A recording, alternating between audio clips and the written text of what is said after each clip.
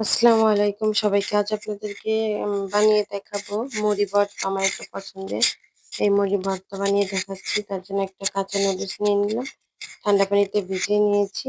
এখন একটা বাটি নিয়ে নিয়েছি। তার মধ্যে কাঁচামরিচ, পেঁয়াজ কুচি দিয়ে দিলাম। এখন একটু মধ্যে নিচ্ছি। এর মধ্যে সরিষার তেল দিয়ে দিয়েছি।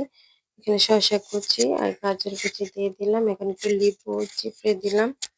এখন একটা নুডলসের মশলা দিয়ে দিচ্ছি।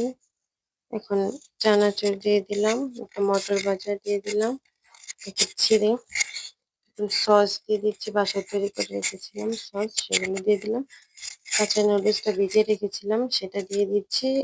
এখন মাখিয়ে নিব, মশলা দিয়ে দিলাম নুডলসে, দিয়ে এখন ভালো করে মাখিয়ে নিচ্ছি।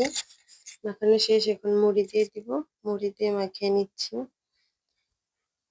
একটু সুন্দর মতো মাখাতে হবে সবকিছুর সাথে। এর মধ্যে সরিষার তেল দিয়ে দিলাম আর একটু। দেখতে পাচ্ছেন আমার মুড়ি ভর্তাটা রেডি। ভালো লেগে থাকলে অবশ্যই লাইক কমেন্ট শেয়ার করে দিবেন। এই মুড়ি ভর্তাটা খেতে অনেক মজা হয়, আমার খুব পছন্দের। আল্লাহ হাফেজ।